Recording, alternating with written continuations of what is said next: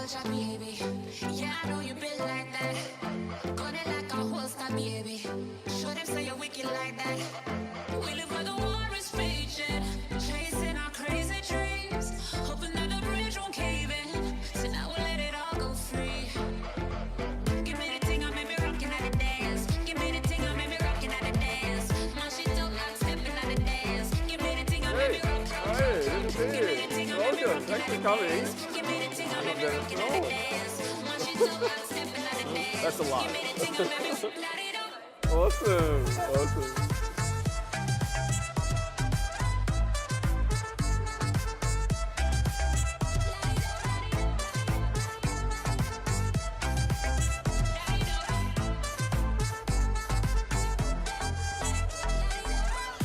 Show them your flame to the fire. It's spraying like your name on a flyer. They wanna tame your desire, but you light it up, now your aim getting higher. I dey wait for Messiah, but until that day I'ma rise up high. I put my light in the air, I wanna see everywhere. I wanna let me see you. You might do for the sequel. Be my play for my people. I know say I'm out to be next to my neighbor. I wanna let me see you. Put your lighters on.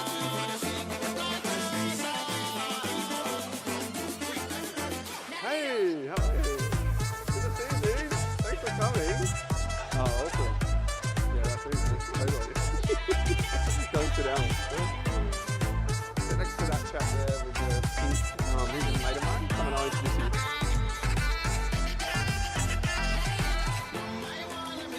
Hey, Andy. This is my friend Mike Jessica. That's really cool, Andy.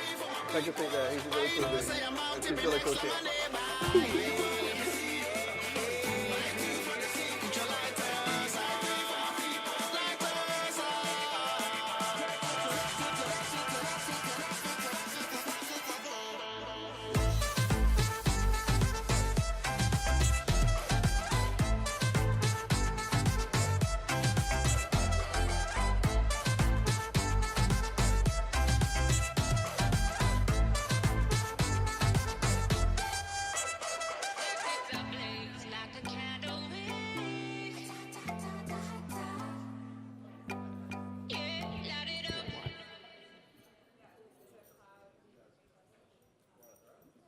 All right, I think we're in.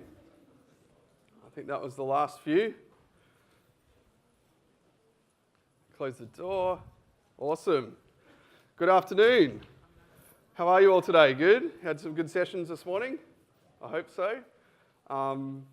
Thank you so much for your time and your willingness to be here. I had my fingers crossed. I had at least 10 people be here to listen to me, some of which were my friends that I knew were coming, but this is much, so I feel like I'm winning already. So I've got kind of a pretty full room, so that's awesome. So my name is Shane Currey, and I'm going to be talking to you today about the next wave of design capability. And the way the session's going to run is it's going to be a little bit interactive, and I'm going to start by unpacking a little bit about what design actually is, and that will give us the right context to go into what's this next wave of design capability look like. And then I've got a colleague, Louise Helliwell, who's going to sort of share her story with us. And then I've got a little exercise at the end, a bit of self-reflection on what this next phase of design looks like. But I'm going to start with my story first. And so I studied fine art for about 2 years in the late 90s, and I had a particular interest in watercolour. And I was in heaven. I was in art school. I was, sort of floating in and out of a converted prison, which was an art school. And I kind of had that moment where I thought, holy shit, what am I going to do with my life and how am I going to make money from painting? So I thought, I'm going to pivot and start and study graphic design and visual communications. So I did that for 3 years, and that took me into a career in publishing where I became an editorial designer. That took me to the UK, working in London for a couple of years. I then went and worked in San Francisco in the US, and then back here in Sydney. I did that for about 8 years. Now, I was fairly niche because I was an editorial designer, but even within that, I had a specialisation in luxury goods and lifestyle. okay? So that was my particular forte.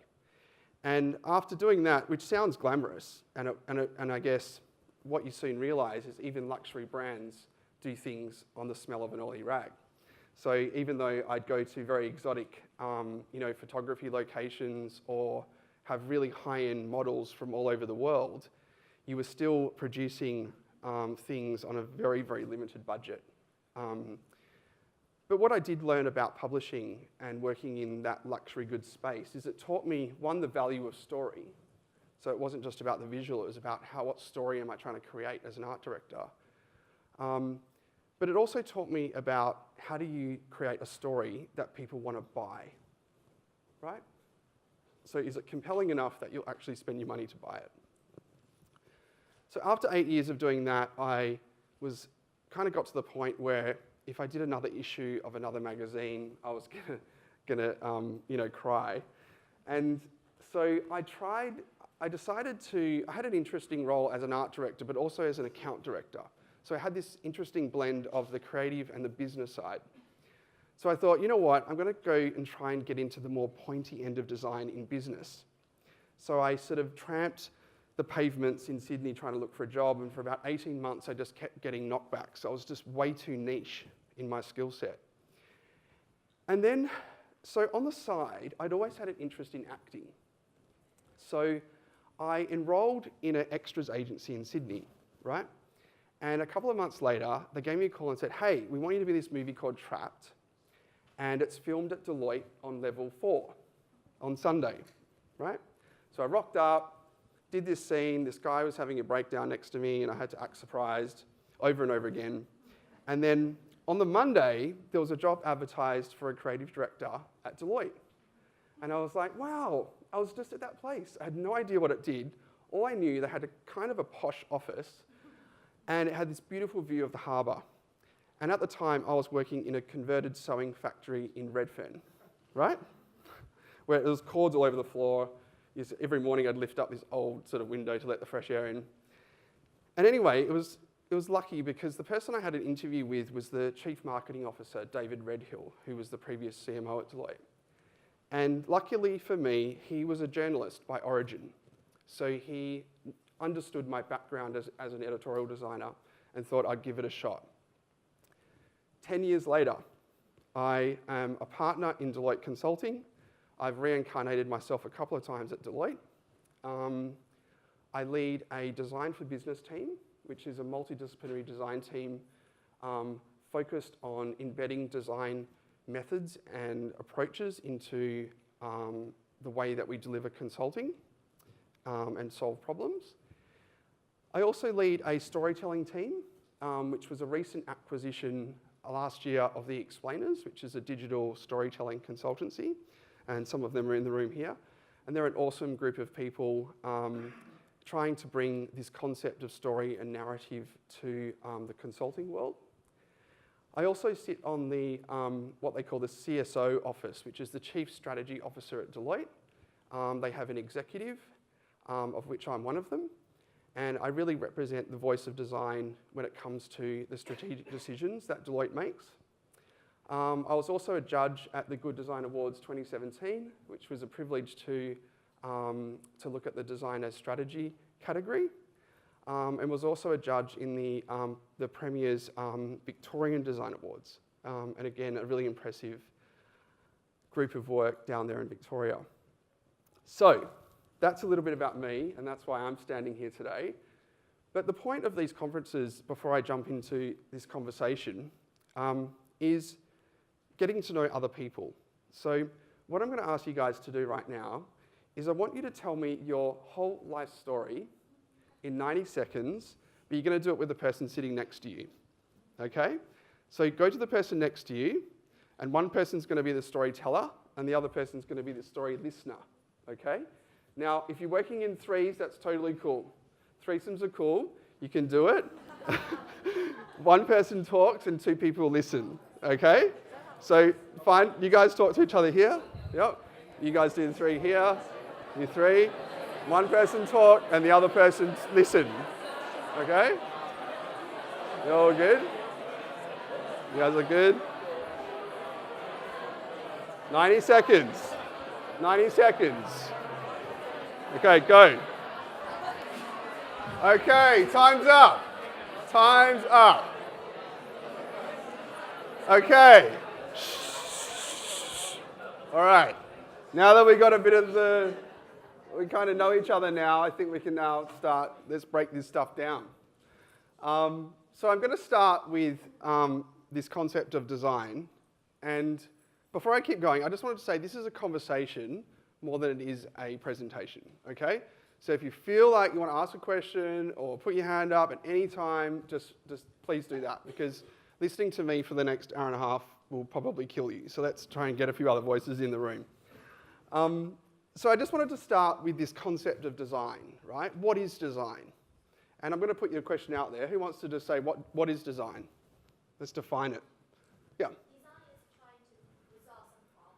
Yes, I totally agree. Taking a situation and making it into a preferred one. That's what the Good Design Australia, that's how they frame it. Yep, excellent. What? Tailoring something to suit your needs? Yes, absolutely. Changing something to suit your needs. Absolutely. Anything else? Communication, absolutely. Yep. Design is about communication, for sure. So I'm going to tell you a story about a project that I'd done about nearly almost 3 years ago. And I often refer to this story because it just had it kind of crystallized for me why design is so cool, but what design actually is and what it means to me. And it was a project that we were doing with one of the big 4 banks. And basically they said, we've got this retirement product, and when people come into the branch, they just don't want to buy it. Why is that happening? What are we doing wrong, right? So as good people from Deloitte and with this auditors, and we analysed things, we sort of unpacked it all, right? So we looked at quantitative data, we did design research and interviewed customers, we looked at their scripting that they have inside the branch. We looked at all sorts of different sort of data points. And basically what it showed us, and I'm going to show you this in pictures and beautiful stock photography, is the way they were framing retirement was actually about sunshine and lollipops, right? It was like your retirement is going to be amazing, right? And you're going to go on these beautiful long walks on the beach, and you're going to play golf, and like we're just going to create this amazing retirement story for you, right? In essence, right? And part of the research that we were doing, we came across this campaign in the US from a brand called Prudential, which is an annuities company. Anyway, they created a campaign called Day One. And it's where they made these mini documentaries around people on their first day of retirement, okay? And we showed these videos to the client, and it's amazing the power storytelling can have, and that's another conversation, but it's amazing the pivot that occurred when we looked at these particular videos. So just check this one out, and then I'll talk about it. In the Latino community, we don't have a word for retirement. The word that we use is jubilation.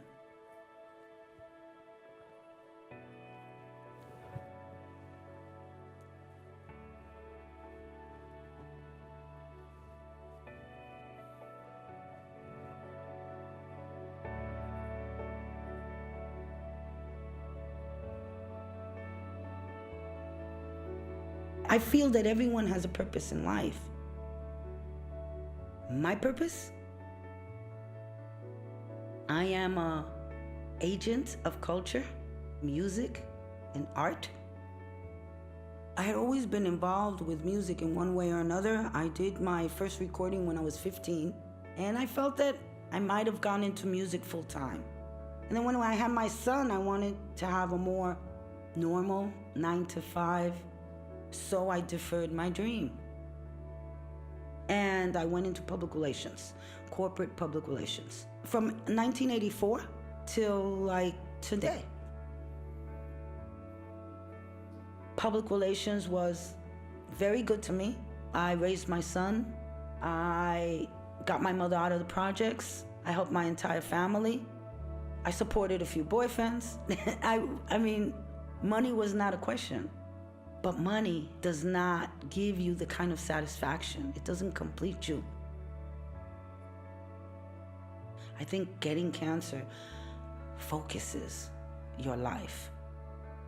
I had been with my husband maybe 4 years, and I remember when I came home, I sat here, and he was against that wall, and I told him, listen, this is gonna be a long, dark journey for me, and I told him, you don't have to do it with me.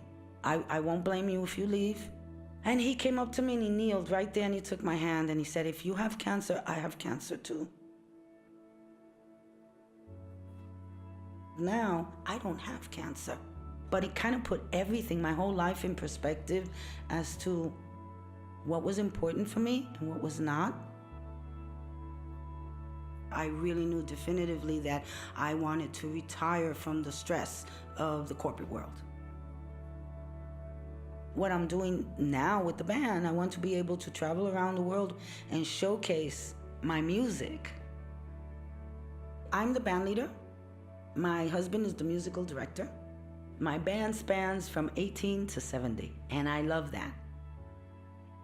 The older guys keep the young ones reined in until it's time for them to let loose. And you create a crescendo of sounds that peaks. You have to build the audience up slowly. And then leave them so that when you leave the stage is smoking hot and people are screaming and they want more.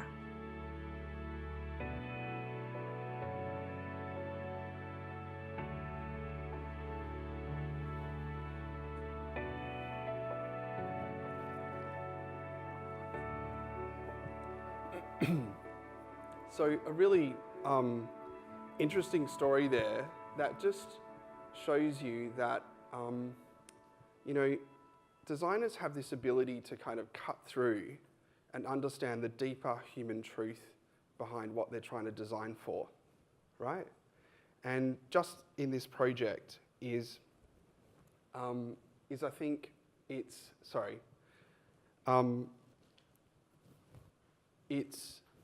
let me just look at my notes to get me back on track. Yeah, so what's important about this particular project is it reminded us that you've kind of got to look beyond the stereotypes, right? Because when you're really busy as designers, you can sometimes default to those cliches like they started with. And I think what designers have the ability to do is they walk in the shoes of the user, right? And the interesting thing about retirement is it's not about long walks on the beach. What the research revealed to us is people don't want any more than what they already have. That was the key insight. So when people retire, they don't want any more than what they already have. Now, if you know that, you design a very different product and you design a very different script, you design a very different experience for the people coming into that bank, right?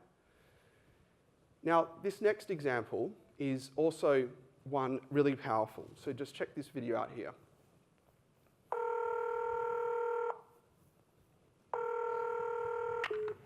Operator 901, where's the emergency? 127 Brynmere. Okay, what's going on there? I'd like to order a pizza for delivery. Ma'am, you've reached 911. This is an emergency line. Large with half pepperoni, half mushroom. You know you've called 911. This is an emergency Do you line. know how long it'll be?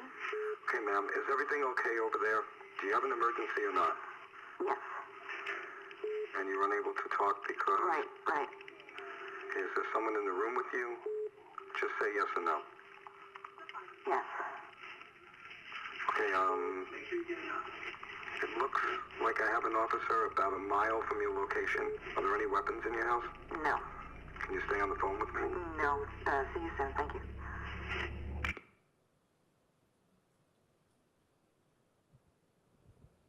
So a very, very compelling piece of content there that the designers, I believe, took the time to understand what it really feels like to suffer from that sort of family abuse, right?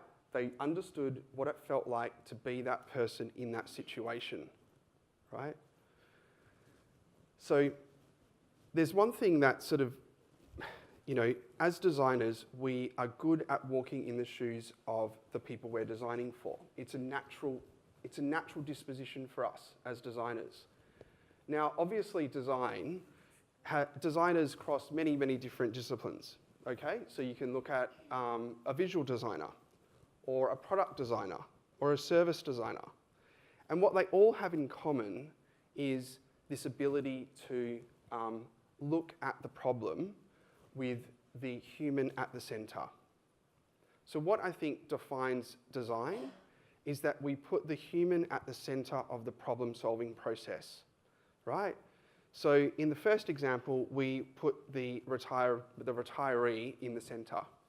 And in the second example, we put that woman who's experiencing domestic violence. But if you're designing a piece of visual communication content, you put the person who's seeing it. Or if you're designing a chair, you put the person who's going to sit in the chair. You're trained to put the person in the center of your mind. It's front and center, right? Now, that's a common thing, I think, that stretch all across the design disciplines. But to do that, what's a skill that you think you need to do in order to put the human at the center of that process? What's a quality or attribute? Empathy. Yeah, exactly. Is what we do as designers is we have a natural empathic disposition, okay? Which is different to other capabilities in the workplace, right? Which is what is unique about designers, okay? Now, how many of you have heard of Brené Brown before? Put your hand up. Okay, a couple of you. She is this amazing woman who is an academic in vulnerability and empathy. And I'm going to show you a short video here just to orientate you in, if you're a designer in this is a natural sort of intuitive position that you have, but she just describes it so well, and she describes the difference between empathy and sympathy. So check this out.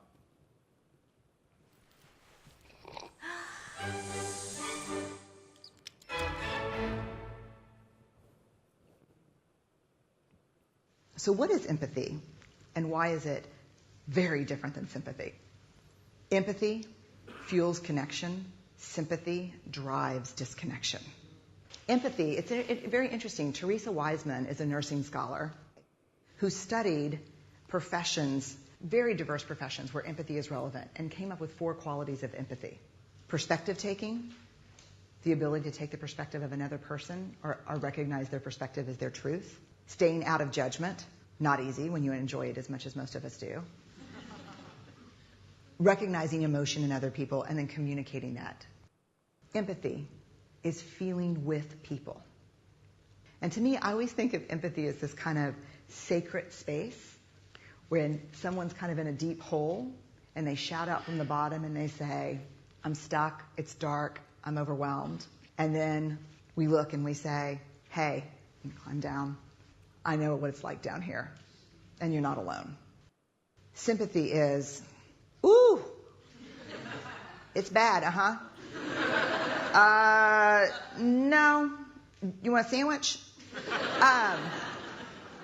Empathy is a choice, and it's a vulnerable choice, because in order to connect with you, I have to connect with something in myself that knows that feeling. Rarely, if ever, does an empathic response begin with at least. And we do it all the time. Because you know what? Someone just shared something with us that's incredibly painful, and we're trying to silver lining it. I don't think that's a verb, but I'm using it as one. We're trying to put the silver lining around it. So, I had a miscarriage. Oh, at least you know you can get pregnant. I think my marriage is falling apart. At least you have a marriage. John's getting kicked out of school. At least Sarah is an A student. But one of the things we do sometimes in the face of very difficult conversations is we try to make things better. If I share something with you that's very difficult, I'd rather you say, I don't even know what to say right now, I'm just so glad you told me. Because the truth is, rarely can a response make something better. What makes something better is connection. So another really powerful little video there, and this goes beyond, our role as designers, but in life, right? Empathy is much bigger than this conversation here right now. But what's interesting about this quality that we have is, in an organisation, I don't think they give you very much space to actually talk about this concept of empathy, right? And the question I ask is, what sort of empathy systems are we creating in our organisations that we work for? Because I tell you what, at the boardroom table, or the table that you sit around, I bet they talk about feasibility and viability. How much is it going to cost, and what people do we have to do it? When do they ever talk about desirability, right? When do they ever talk about the emotional resonance of an idea? Whether the people who are actually using it are going to actually want to use it, right? And I think design is going to play a really interesting role in, the next wave of design capability we haven't even got to yet. But I think that's the start of a new conversation in the boardroom, right? Now, what I'm going to get you guys to do, we're going to practice some empathy, okay? And what I have here is an empathy map. Has anyone seen this before? Put your hand up. You've used an empathy map before? Yep, awesome, cool.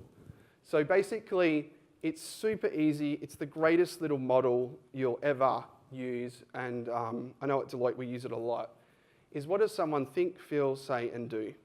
Super simple. But what I'm going to get you guys to do is I want you to interview, one person's going to be the interviewee, and one's going to be the interviewer. And what I want you to do is I want you to think of like the coolest holiday you've ever been on, okay? And I want you to share, the person's going to interview you about that holiday. But I want you to interview them through the lens of this empathy map. So you're trying to understand, what did they think, feel, say, and do on that holiday? Because what we're trying to find is some unexpected insight, okay? Some unconventional insight about interviewing them about their holiday, okay? So we're going to use empathy to try and think of why do people go on holidays? Let's really unpack the human truth behind holidays, okay? Again, get into pairs. Threesomes are cool as well. It'll still work. One person can talk and the other person can, two of them can do the interviews. And you've got about a few minutes to do that, okay? Understand? Yep. All good? So a holiday that you love, one person interview and the other person talk.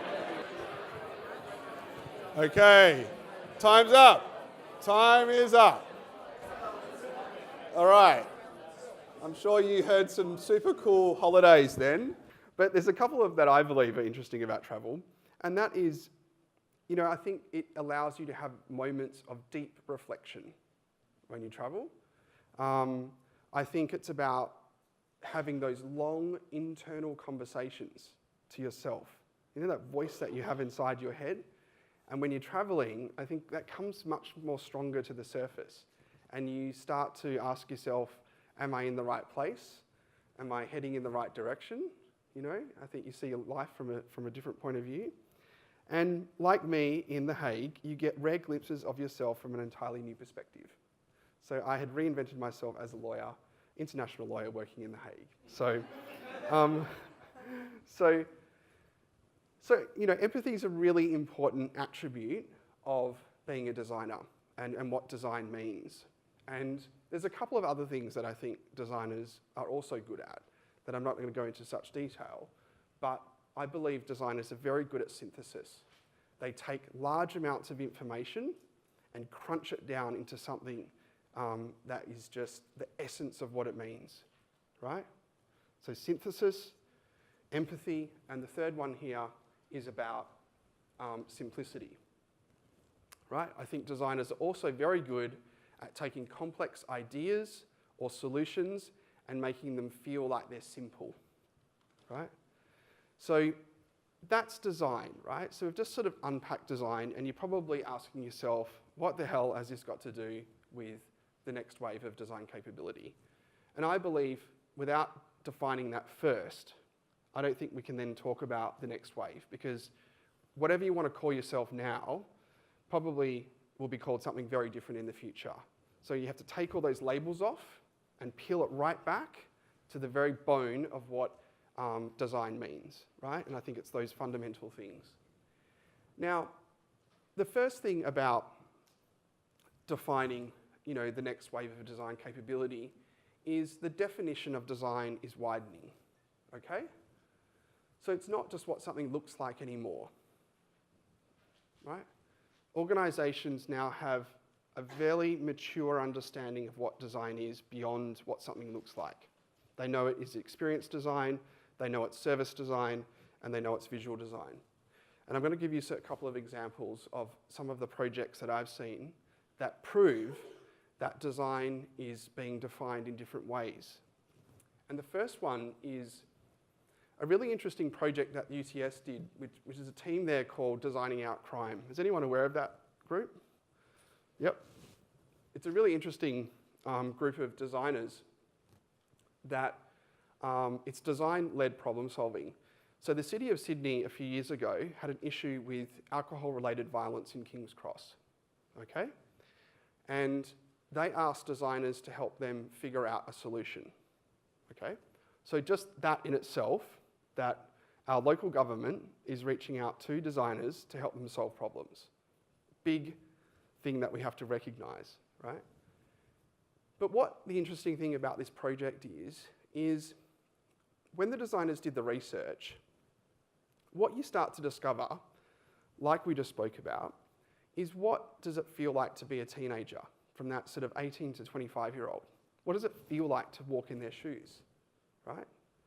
And the interesting thing about that age is no matter how you want to frame it, they're going to be experimental and they're going to want to do crazy shit, right?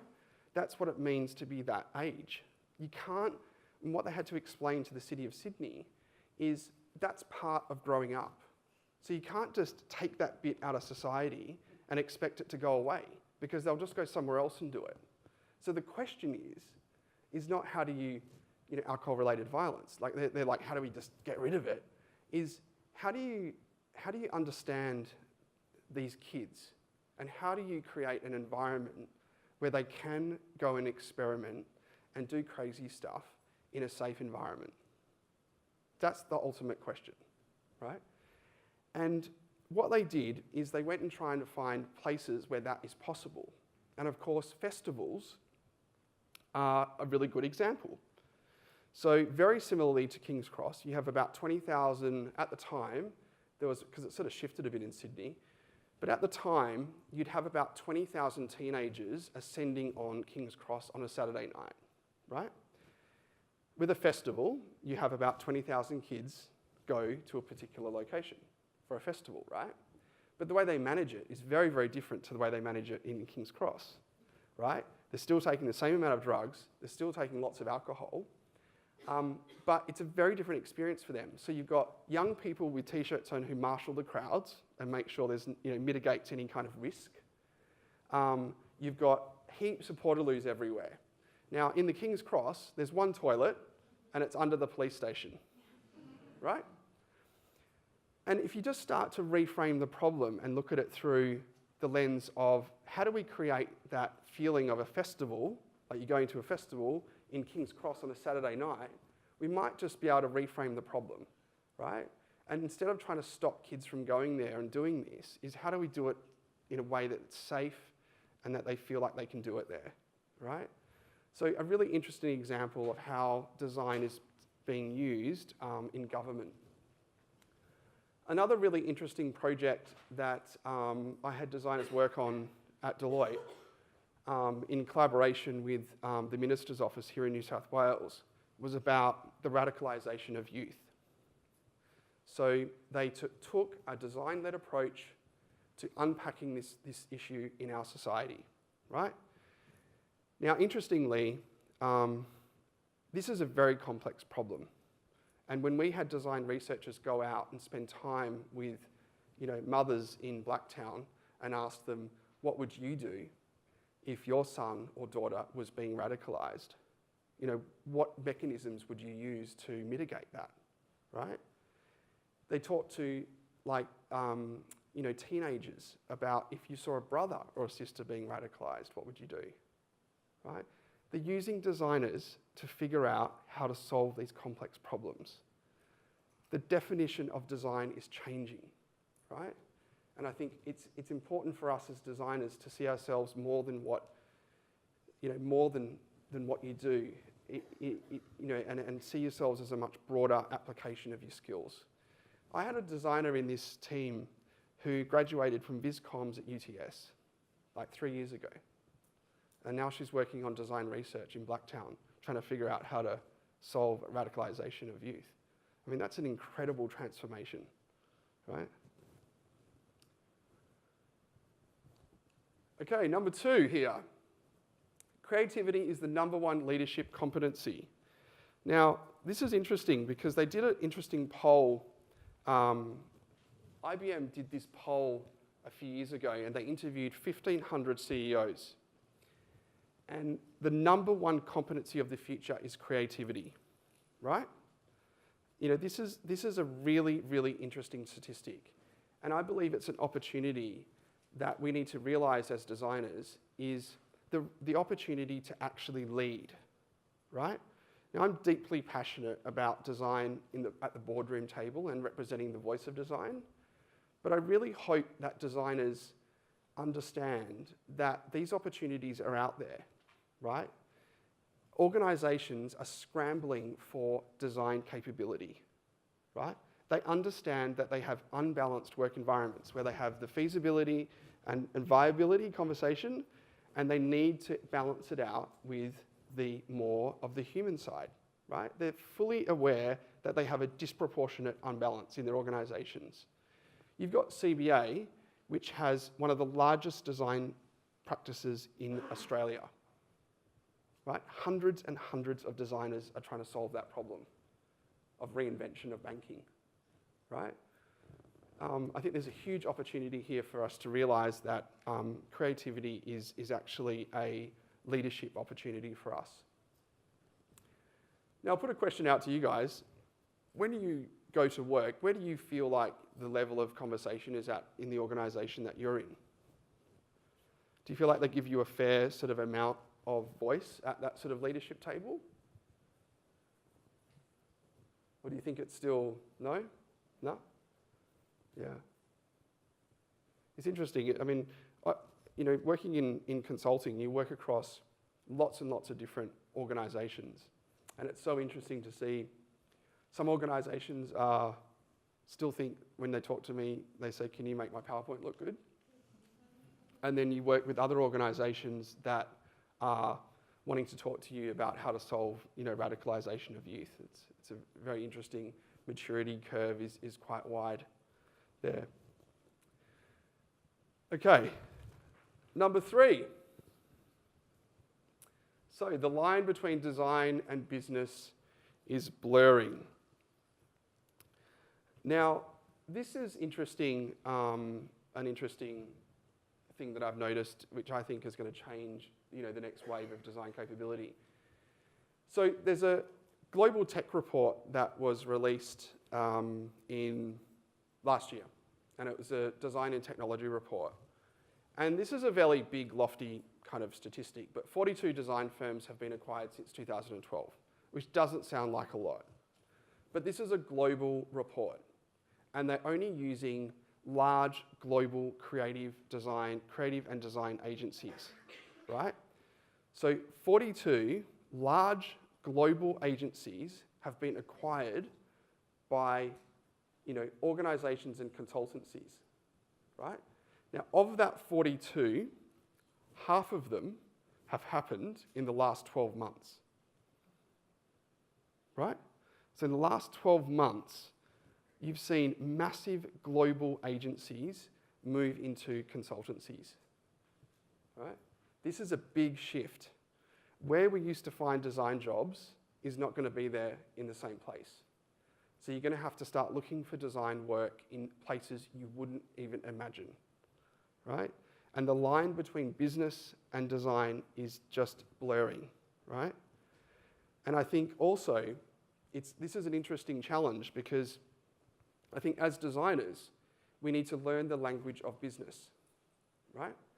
And equally as important for the people on the business side is they need to learn the language of design, right?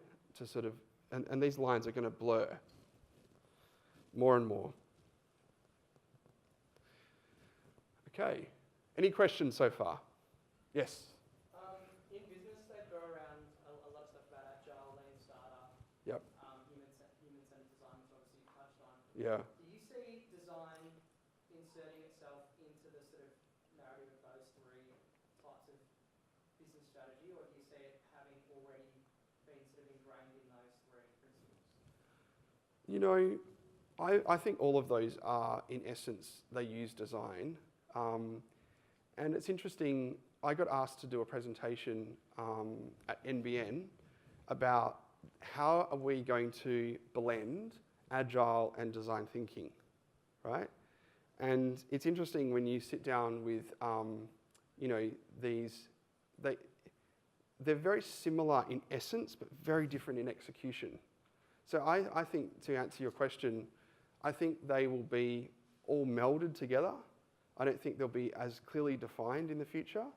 I think those things will be, it depends on the person and what vernacular they use. Because I think it's, when you peel it back, they're kind of a similar, in essence, they're kind of similar. But it depends on what the client knows and understands that description to be. Yeah, yeah. Yeah.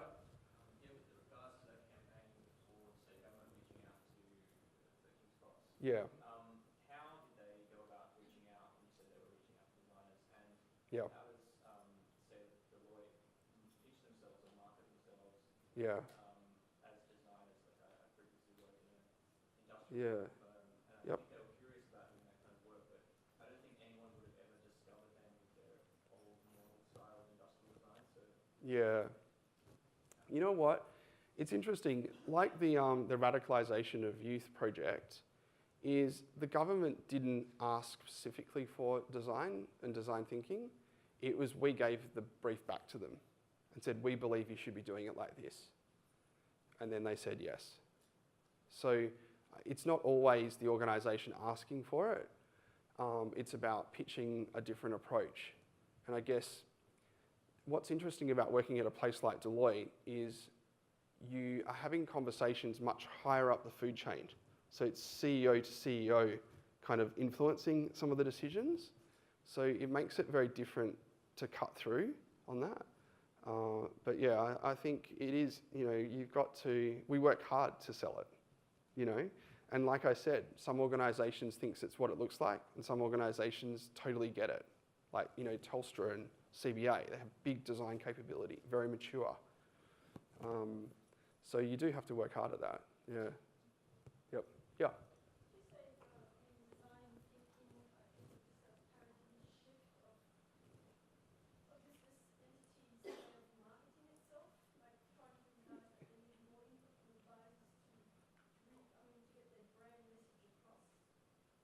Yeah, I think with design thinking, it's the problem is they're trying to solve problems now that require a much more diverse range of skill sets.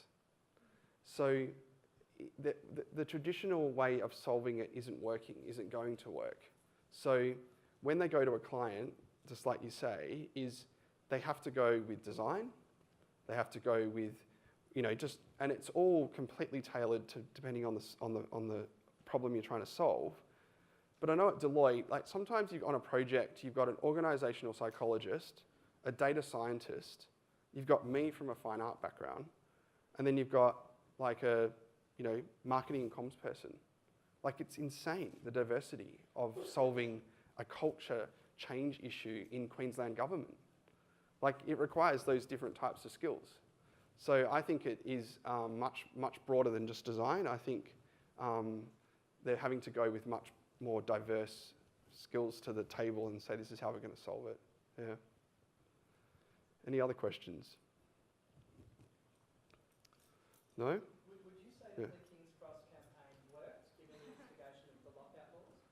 Yeah, I don't think it was, it was all recommendations, and then the lockout laws came in, so it changed the whole story. But none, you know, it still was an excellent example of using design to reframe the problem. Yeah, because it's all shifted. Like I said, it's all in Newtown now. It's all changed, hasn't it? Yeah. Do you have any advice for how you would advocate for design's role in that whole process of problem solving to people who don't Yeah. appreciate it or understand it, or Yeah. that sort of old school mentality? Do you know? I think it's partly it's about, as I mentioned before, about learning the language of business. And when I started at Deloitte, I think it took me 2 years to figure out what they were actually saying, right? And then it took me another 2 years to figure out what I needed to say back to them. And then now I only feel like I'm confident enough to sit around the boardroom table and say, hang on, you know, you talk about, you know, the balance sheet, and I can get my way across that conversation. And then, so I think it's a bit about talking their language, and then trying to sort of get design in there. Yeah. Because I think just when sometimes with a client, if I bring out emotional resonance, I mean, they look at me like, you're crazy, you know? So you've got to constantly fine tune your vernacular to suit the organization and to suit the audience. Yeah.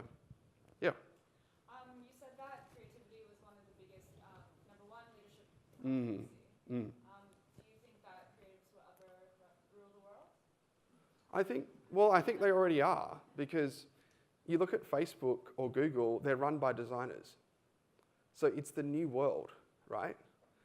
And this is why you see designers being, you know, fast-tracked in organizations, because they think differently. And they think with that human experience as the primary anchor, right? I think when you see grads come into organizations now, is they're driven, and very, very luckily, right? It shows the wealth of our society when, you know, you've got grads coming in who want much more meaningful work, right? They have the luxury of saying, I only want to work on things that are meaningful, right? Which I totally agree with, right? But it just goes to, you know, I think there's a thing there around how lucky we are, you know, in this country to be sort of picky like that. But I think they're already doing it. And this is why I say we've got to think big, you know, and don't hold back, because there's opportunities out there to take leadership roles. Absolutely. Any other observations? Yeah. So, do you reckon that design will be more like an activity rather than a job role or title or something? You see what I mean? Like Yeah. a finance person also be like Yeah. a designer? Do you know, I come to that around this like diversity of teams, and like some of the people I've hired in the last couple of years is really interesting, right? So I've had someone from a technology and banking background who's now come into the space of design. I've had an industrial designer who was designing taps and really luxurious tapware, is now designing culture change programs in the Queensland government. So you're seeing very different skills. I think you're going to see other people without design training encroaching on your space, right? And I think you're going to see the designers encroaching in on the business space. And it's going to be very interesting to see that dynamic play out. Does that kind of answer your question? Yeah? Mm.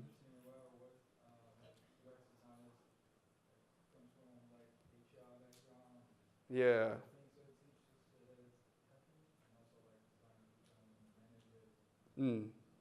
No, you're absolutely right. Which is why this blur between design and business is going to increase. You know, it's not going to decrease. Okay. Crooked career paths will become the norm. And just to that point that I was saying there is, you know, people I've hired in the last 12 months, these career paths are going to look extremely different. I've hired Luke Fuller who leads our design capability in what we call at Deloitte the IP factory, and they're basically creating new products and services that will take Deloitte into the future, right? He has an economics background and is now leading design capability in that space at Deloitte, right? He's a naturally human-centered thinker, but studied something very different, right? You've got Gemma Rassi, who I mentioned about industrial design. Brian Hudemacher's from technology and engineering. I mean, it's incredibly diverse where, what these career paths will look like. And even if I reflect on my own career, I've reinvented myself many times as a designer in lots of different ways at Deloitte, and I think that will be a very normal, construct.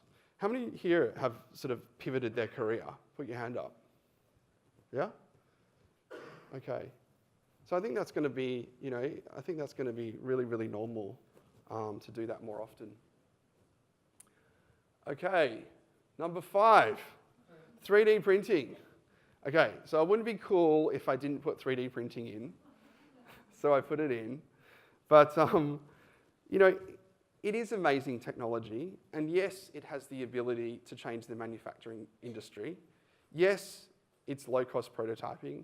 Yes, it reduces time to market, and yes, it's about personalization. But I have to say, I was a little disappointed when I saw it for the first time. I'm not sure about you guys, but it's actually 2D that produces a 3D product. If you see it, it does layers. And I'd go, can it do this? And they'd go, no, you can't do an edge that's outside this thing. And I'm like, this is crap. And then I was envisioning this Terminator 2 where this object would emerge from the liquid. And I thought that was 3D printing, right? And so I was a little bit disappointed, but it is going to change everything. I know that. And interestingly, last week I was at a Singularity talk. And have you guys heard of Singularity University? It's this exponential technology university that has a couple of places in Berlin and in the US. And every time I hear them speak, I have an existential crisis about where we're heading as a human race. They're absolutely amazing. Anyway, they showed me the next generation of 3D printing. So check this out. So it's called Carbon 3D. And this is the shit that I was expecting, right? Where these objects emerge from liquid. And I think, this is the next generation of design capability. I think if we don't start to think, in more that sort of experiential and sort of 3D nature, I think you'll be left behind, This is going to change, the next 5 years. It's going to be insane, these 3D printing, technology, right? And you watch when the designers get their hands on this stuff, because at the moment it's kind of geeky what they create, and I think when you get designers, getting their hands on this type of technology is when I think it'll be really, really cool. Now, I'm going to get geeky for a little bit longer. This is another thing that Singularity introduced me to, is this whole exponential technology curve, and it's called Moore's Law, right? It's a chap called Gordon Moore. And it's about the doubling speed of technology. And there was just 2 things I wanted to point out here. Is they say by 2023, sorry, I'll go back. The way they rate a computer is by how many tasks it can do per second. That's how they'll rate it, right? So 20 years ago, for 1 megabyte of RAM was on a truck, and now it's in your pocket, right? And it can produce so many tasks in a certain amount of seconds. In 2023, they say a single computer will be able to perform the same amount of tasks that a human brain can, okay? Now, I don't know about you, but I'm sometimes on the computer and go, God, I wish it could think as fast as me. It's a bit slow. You're like, really? It's 2017, they're still waiting. by 2023, it's going to be the same speed as our brain, okay? That's insane. Then you go to 2045, and they say that a single computer will be able to process as many tasks as every human brain on the planet combined. Right? So what's the next wave of design capability going to look like? I mean, it's going to be so different. And I believe we're going to play a translator role between technology and human. Designers will play such an important part. And when we go back to the start of this presentation about what is the deeper human truth or insight about a product or a solution, this is going to be so important when you're talking about this much, power in an operating system. It's just phenomenal. And I think designers will be able to translate that meaning between the technology and what is really important to a human experience. That's me geeking out for a minute. Now, number 6. So multidisciplinary teams. So I think gone are the days of these siloed capabilities, and we've spoken a bit about this in some of your questions. From banking through to telco, they're all creating these multidisciplinary teams. And what I think is an interesting symptom of it, I don't know if you've noticed, but in large organisations now, they are all creating campaigns around diversity and inclusion. And I ask myself, why? Why is all of a sudden diversity and inclusion on the hit list of CEOs in Australia and abroad? Is because all of a sudden you're having to integrate the skinny jean designer guy sits at the table, right? Then you've got the suit, and then you've got like the organisational psychologist, right? And then you've got the data scientist, and you've got to get along, right? And why diversity and inclusion? Because it takes a level of patience, it takes a level of openness to work in a multidisciplinary teams, right? And I think, you've got to be open-minded to working with different capabilities and not being too purist in the way that you use your methods. Blend methods, right? Be open-minded to that because that's the future. The future is multidisciplinary teams. And I think also there's a level of curiosity that we need in other people's skills. And I think designers are quite good at being curious.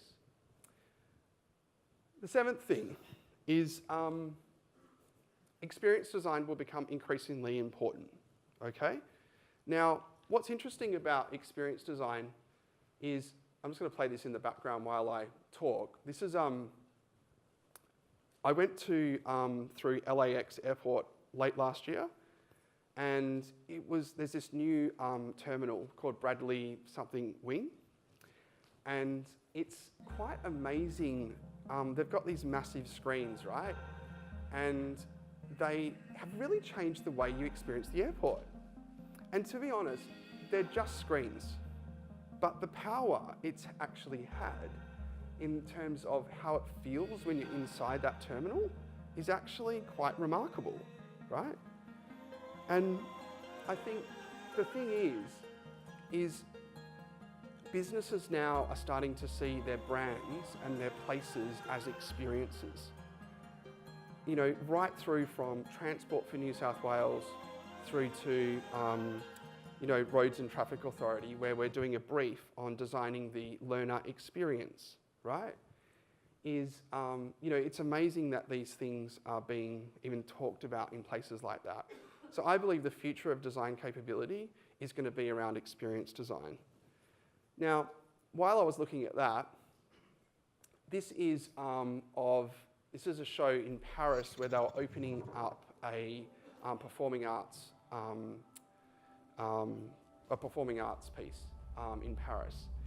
I thought the screens were cool in LA. Man, that's so like a few years ago. And then I saw this, and I was like, this is immersive. What do they call it? Immersive video mapping experiences. And it's amazing what we're going to be able to do in the future around immersive experience. And this is only just starting to happen, this type of technology. This is going to be widespread before we know it. And I think as designers and the next wave of design capability, just think experience, because I think you'll miss some really great opportunities to design some amazing things if you don't think in this kind of, in that kind of context. Is there any questions before I keep going? Yes. Do you think that this new kind of reliance and where technology will kind of create disconnect with authentic experiences, like something like this? You're kind of in a virtual world. Yeah. Look, I don't think it will, and I think we'll have a deeper craving for those more authentic and real experiences. But some of this stuff is going to be so compelling, you will want to try it. So I think there's going to be a really interesting tension between, something being so compelling to try, and then that sort of, I think there'll be a balance there. Yeah. So there's another question. Yeah, Andy. Yes. Pretty much. Yeah. Look, I mean, it's interesting, and obviously it's a nice segue actually into the next one, which is, again, I wouldn't be very cool if I didn't have VR and AR in my presentation. So, and yes, it is just the start. But what's interesting about it is, who here has tried the tilt brush from Google? Put your hand up. So kind of few people. If you haven't tried it, you've got to try it. I mean, it's absolutely incredible, this type of VR experience. Again, I'm a little bit cynical and think it's a little bit pixelated on the brush. I'm a viz comms designer by background, so I get a bit critical about stuff like that. But you can imagine this stuff in 3 to 5 years from now. It's going to be incredible, right? But what I find interesting about this example is, yes, they're using it in gaming. Yes, they're using it in filmmaking and entertainment content, right? What I think is really interesting about VR is when you start using it in things like autism or with the elderly, right? Is they only show you this kind of, the sexy side, where I'm really interested in how can we use this to actually change our lives and change the lives of other people. And I think there'll be some amazing opportunities as designers to get into this space to really create things that can change people's lives. So it's so much bigger than just, I think VR is so much bigger than just entertainment. It's about using it as a technology to make the world a better place. Number 9 is storytelling will have no clear narrative. Now, I have a personal passion for storytelling, but end of last year, I was at a conference where I heard Mike Zapp talk from Google Zoo, and he introduced me to this concept called hypertelling, right?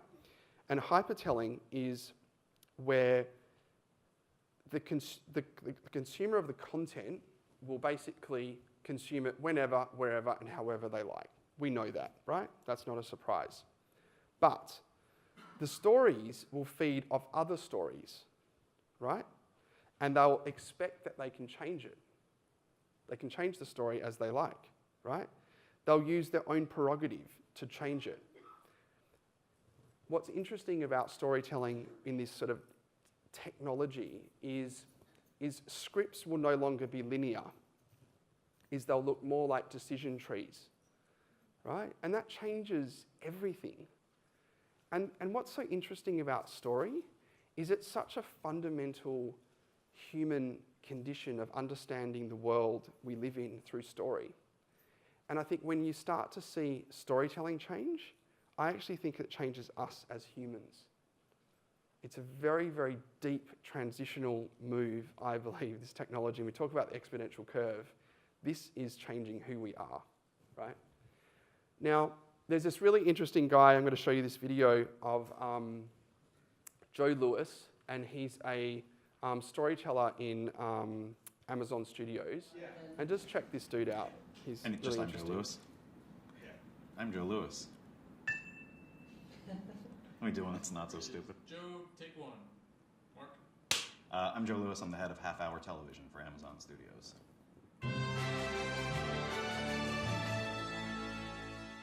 Story helps us make sense of the world.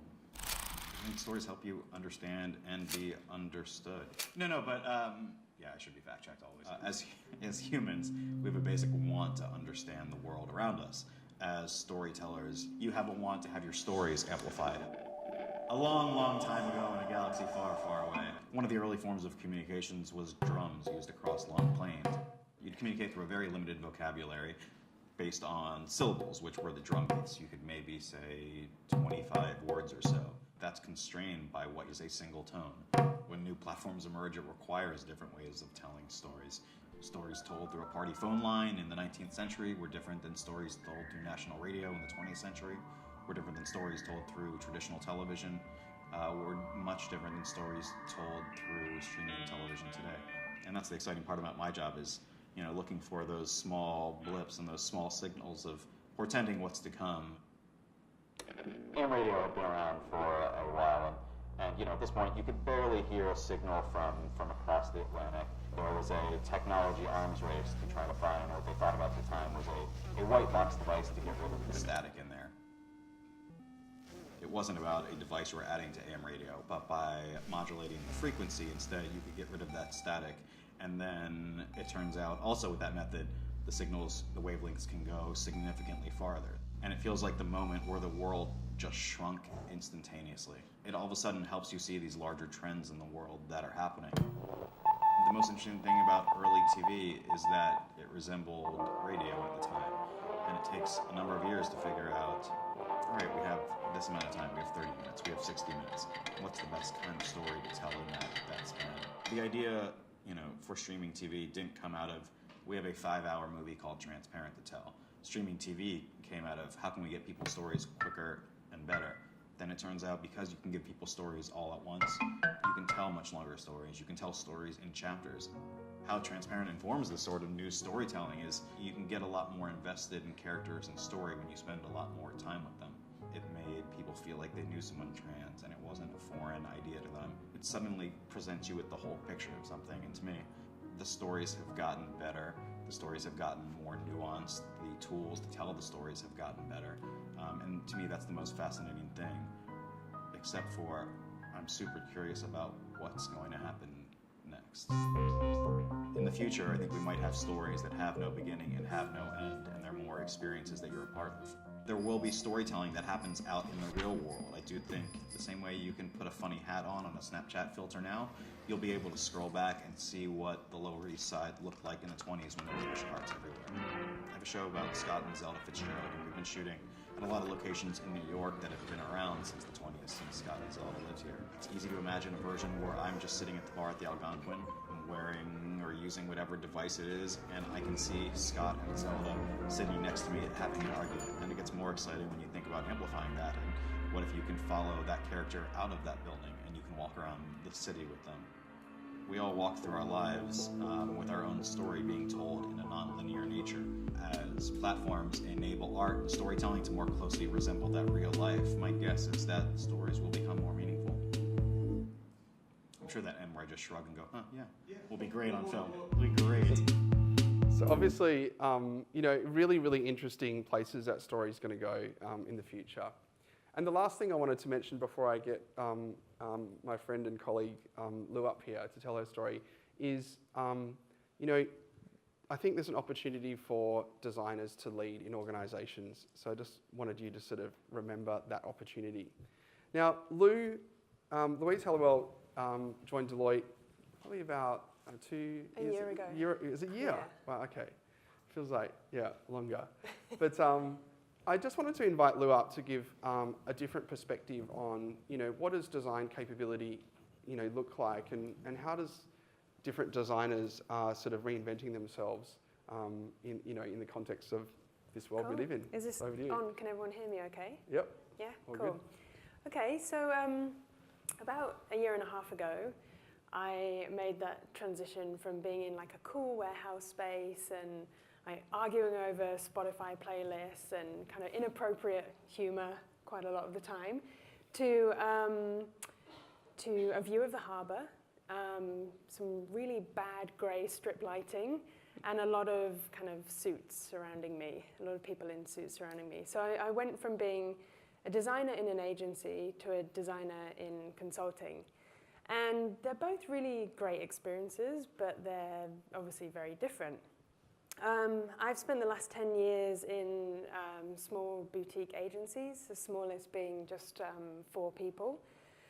And the nature of a small agency, as probably a lot of people here know, is that you have to wear a lot of different hats. So you're doing a lot of different things. You know, I'd go from doing the quote for a job to actually writing the strategy document to doing the creative and then invoicing the client. So you've got all of these different things going on, and that can be a really great thing about a small agency, but it also can be a point of frustration, I think. When you don't have that broader team around you, you sometimes feel like there's quite a lot of pressure on you. And it's not to say that agency world is more difficult or consulting world is more difficult, but they're just very different experiences. So I started to think about what was kind of next for me in my career. And I started to really think about how I wanted to kind of broaden what I was doing with design. I mean, I could see lots of opportunities, but I just really wanted to think about how I could make a bit more of an impact. And I really clearly remember the tipping point for me was I was doing a lot of research and looking into a lot of different organizations, and I came across the Design Council in the UK. I don't know if anybody has looked at any of their work, but they do some amazing projects similar to some of the ones that Shane was talking about.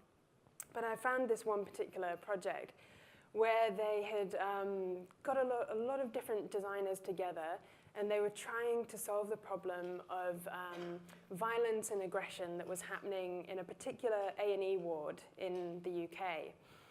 And so they released this 140-page report about the whole project, and it was fascinating. I just thought, this is amazing. They talked all about the design research, what the role that designers were playing in this kind of project. And I thought, wow, there is this kind of world out there. And that sort of got me into more digging into the world of IDEO. I'm sure some people in the room are probably familiar with the work of IDEO. And more into kind of the stuff that the Design Council do.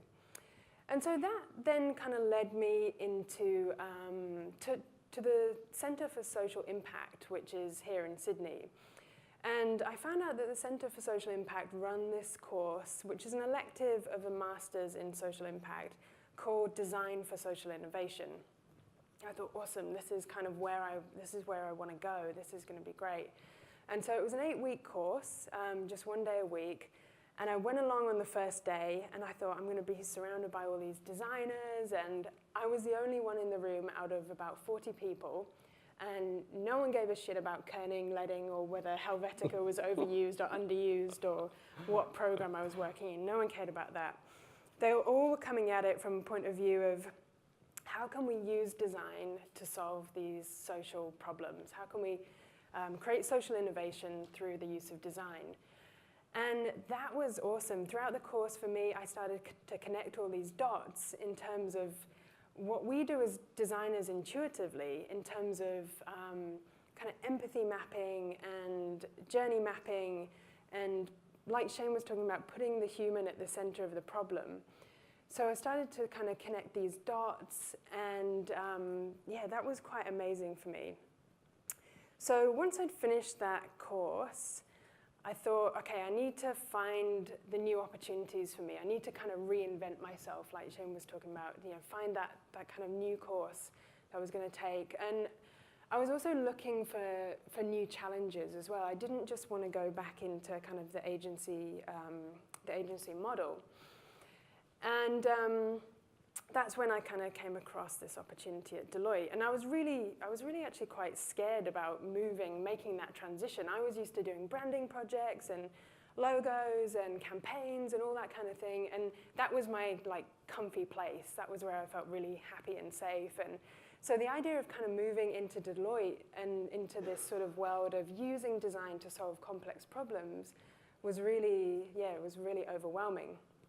But this opportunity came up, and what I've kind of found being in this team at Deloitte is that it does come down to that kind of blending of teams that Shane was talking about. The most recent project that I've been on was working for the Department of Social Services. And we were working on a project that was all about getting people who are young carers, so people who are looking after family members as a kind of full-time, so these are people who are between 16 and 25, and they're full-time carers for a member of their family, so it could be a sibling, or it could be even a friend, or normally a parent. So it was getting them off welfare payments and into either education or employment. So obviously the government has their own motivations for why they want people to do this. But the team in Deloitte was made up of our Design for Business team, the Social Impact team, and the Deloitte Access Economics team. So it was this blended team, but the great thing about it was that the whole project it was proposed with a design approach. So we were kind of leading the project. So we proposed a co-design approach with prototyping of ideas. And this made particularly the economists really uncomfortable. They were really, they didn't like the ambiguity of not kind of knowing what was going to happen at the end of this process that we were taking them on. So we worked with Social Impact to give us obviously the social kind of context, and then Deloitte Access Economics to give us that kind of business case, and then we pushed the kind of design approach onto this project. And it was really, really successful, and I think that the great thing about that was that they got to learn about our process and how they don't have to follow their kind of normal process for solving problems. There is another way, which is our kind of design approach. But we also got to learn a lot from them.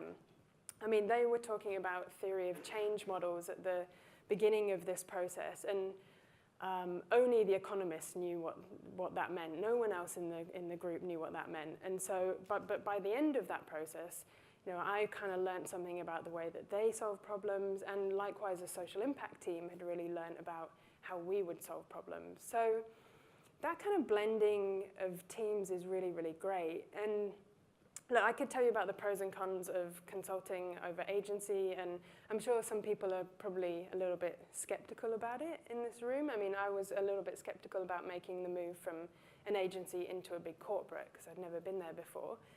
But I suppose to kind of, again, to Shane's point, like the idea of just broadening the possibilities, broadening your options as a designer and thinking beyond the traditional kind of job roles and traditional industries that you work in, I think is a really great thing. And it's certainly, I feel like the agency model has really served me well as a great foundation, and I would not knock that at all. But I think for me, it's just been a great move to kind of have this wealth of knowledge and expertise around me that I can draw on, and also the access to all of these kind of really different projects that I feel like maybe I wouldn't have had the opportunity to work on had I not made that move. So I would say be skeptical, but also be open to different, different possibilities. Awesome. Yeah. Thanks, Lou. That's a really great story. Thank you. Are you doing questions now? Or? Yeah, is there any questions before Lou leaves the stage there? Yeah. Yeah. I mean, I still use them. I'm in Adobe Creative Suite like pretty much every day. Even if it's like putting together a template for a workshop where we're doing an activity where we're trying to get, economists to think about the future of their industry or something like that. So I'll be designing something, but maybe not to the level that I might do if it was a campaign, or But then at the end, putting together like a service blueprint or personas or that kind of thing. I'm still using the tools, but I try and make sure the designers try and hold on to those root skills. I know I do. I still use Adobe, the Creative Suite as well. As a partner even, so. I think it's really important to still have that visual eye. Just because you're in consulting or you're in a corporate and you're doing that kind of work, you still want stuff to be beautiful and to look great. And and when we receive PowerPoint decks quite a lot from other areas of consulting, and it's just like, it's painful. You're just like, oh God, oh God, so many words. So, you know, we know that it's important to really strip it back and simplify. Yeah, that's true. Cool. Okay, one question back there, yeah? What's your take on like artificial intelligence? You know, like using Yep. data to design sort of things. Is it something that you probably? Yeah, absolutely. I think, you know, I had data in there as some of my drafts, and I think, look, I think data is going to become part of any design role, and I know even for us now, you're having to interpret a lot of data as a designer, and I think, you know, artificial intelligence, I mean, again, I reckon it's the translation between the technology and what makes that technology meaningful to the end user. That's what the role of design will play, you know.